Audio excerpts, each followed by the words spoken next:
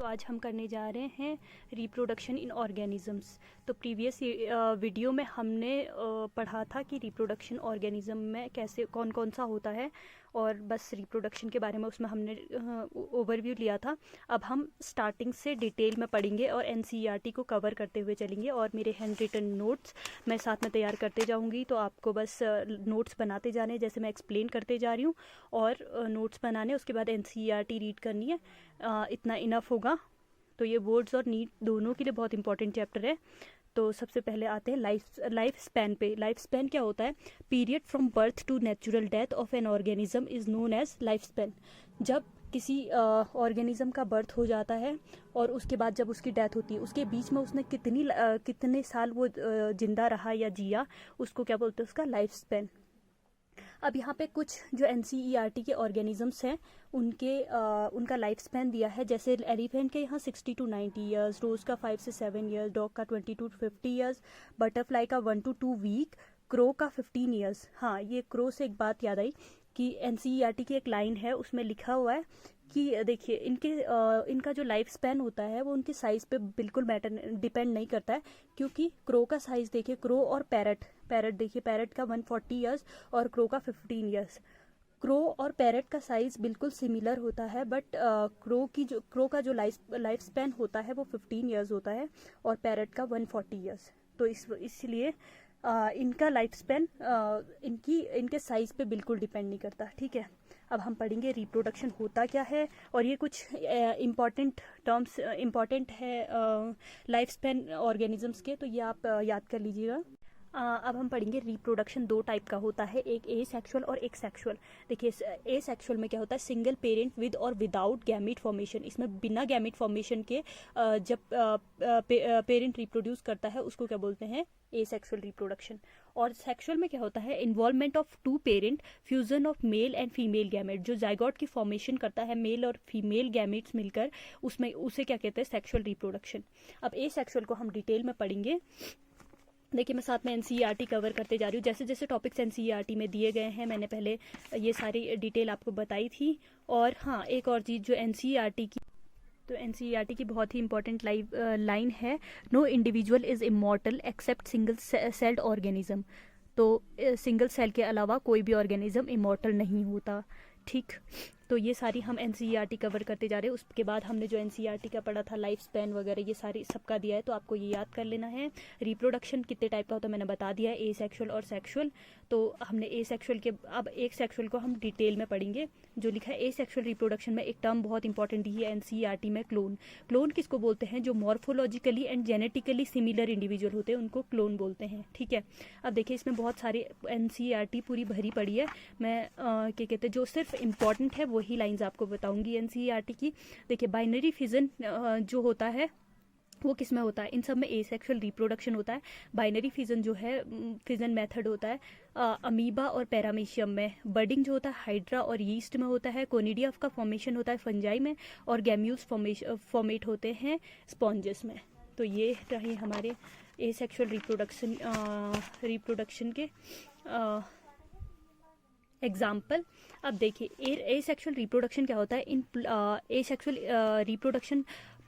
Reproduction को plants में क्या बोलते हैं? Vegetative reproduction. ठीक, एसेक्सुअल रिप्रोडक्शन को ही वेजिटेटिव रिप्रोडक्शन भी बोलते हैं। और unit of vegetative propagation are called vegetative propagule. तो वेजिटेटिव प्रोपगेशन की यूनिट होती है वेजिटेटिव प्रोपग्यूल, जिसमें आते हैं, जिसके एग्जाम्पल है rhizome, runner, sucker, tuber and offset bulb. ये सारी चीज़ें जो आती है ये वेजिटेटिव प्रोपग्यूल्स हैं। If the body breaks into distinct pieces और फ्रेगमेंट्स, जब बॉडी डिस्टिंक्ट पीसेस और फ्रेगमेंट में टूट जाती है तो क्या होता है? Each fragment grow into an adult capable of producing offspring. तो इसमें क्या होता है? जो छोटे छोटे फ्रेगमेंट्स बनते हैं वो फिर से कैपेबल हो जाते हैं ऑफस्प्रिंग प्रोड्यूस करने के लिए। तो this is also mode of A sexual reproduction called fragmentation. तो ये भी एक ए सेक्शुअल रिप्रोडक्शन का मोड है, और इसी को हम क्या बोलते हैं? फ्रेगमेंटेशन। फ्रेगमेंटेशन का एक ही एग्जाम्पल जो एनसीईआरटी में दिया है वो है हाइड्रा। अब एनसीईआरटी में एक और चीज़ दी है, मोस्ट इन्वेसिव वीड जो दी है वो है टेरर ऑफ बंगाल, और उसको क्या बोलते हैं? Water hyacinth. और इसने क्या किया, इसके बारे में इतनी जो चीज़ें एनसीईआरटी में लिखी है मैंने वो सारी चीज़ें क्या कर रही है, जो चीज़ें एनसीईआरटी में है उसके बारे में लिखी है, वाटर हाइसिंथ के बारे में लिखी है, वो सारी चीज़ें मैंने यहाँ पे एक लाइन में लिख ली है। देखिए, it drain oxygen from the water which leads to the death of fishes. देखिए ये सारी ऑक्सीजन, क्योंकि जो एनिमल्स वाटर में रहते हैं उनको भी क्या चाहिए होती है, ऑक्सीजन चाहिए होती है। तो ये क्या करते हैं, सारा वाटर क्या करते हैं, ड्रेन कर लेते हैं, खुद ले लेते हैं, और जिससे क्या हो जाता है, जो पानी में फिशेज रह रही होती है उसकी डेथ हो जाती है। It introduced in India because of its beautiful flower and shape of leaves. इसको इंडिया में इसलिए लाया गया था क्योंकि इसका ब्यूटीफुल फ्लावर है और इसका शेप, लीव्स का शेप बहुत ही अच्छा है, इसलिए इसको इंडिया में लेके आए थे। Spreaded all over the water body in short period, और ये बहुत ही शॉर्ट पीरियड में क्या हो गया था, पूरी वाटर बॉडी में फैल गया था। It is very difficult to get rid of them, इनसे मतलब छुटकारा पाना क्या हो गया था, बहुत ही ज़्यादा मुश्किल हो गया था। तो ये था वाटर हाइसिंथ के बारे में। अब हम आते हैं some small plants emerging from the birds. और जैसे कुछ स्मॉल प्लांट्स होते हैं जो बर्ड से इमर्ज होते हैं, जैसे पोटैटो में जो बर्ड आती है उसको बोलते हैं आई, जिंजर में जो बर्ड आती है उसको राइजोम बोलते हैं, एगे की जो आती है उसको बुलबिल बोलते हैं, और ब्रायोफिलम की में लीफ बर्ड्स आती हैं जो एडवेंटिशियस बर्ड्स होती हैं। ऑफसेट्स आते हैं वाटर हाइसिंथ में। तो ये बहुत इंपॉर्टेंट है नीट के पर्पज़ से भी और बोर्ड के पर्पज़ से भी, तो आप ये सारी चीज़ें याद कर लीजिएगा। Asexual reproduction is the common method of अब ये सारे जो एग्जाम्पल हैं एनसीईआरटी में दिए हैं उनको सारा लर्न कर लेना आप लोग। अब देखिए, asexual reproduction is the common method of reproducing in organism that have a relatively simple organisation like algae.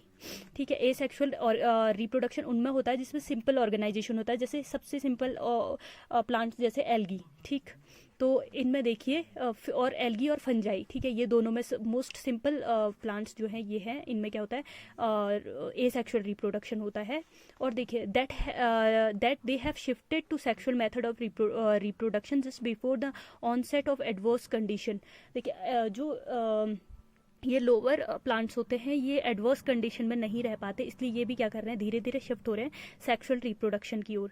ठीक है, तो एसेक्सुअल रिप्रोडक्शन का दूसरा ही नाम वेजिटेटिव रिप्रोडक्शन है। As well as sexual modes of reproduction are exhibited by the higher plants. और कुछ प्लांट्स ऐसे हैं जैसे जिम्नोस्पर्म, एंजियोस्पर्म, इनमें क्या होता है, हायर प्लांट्स जो है इनमें क्या होता है, सेक्सुअल रिप्रोडक्शन होता है, क्योंकि अब ये धीरे धीरे क्या हुआ, ऐसे प्लांट्स मॉडिफाई होते गए और धीरे धीरे ये एसेक्सुअल से सेक्सुअल रिप्रोडक्शन की ओर आ गए।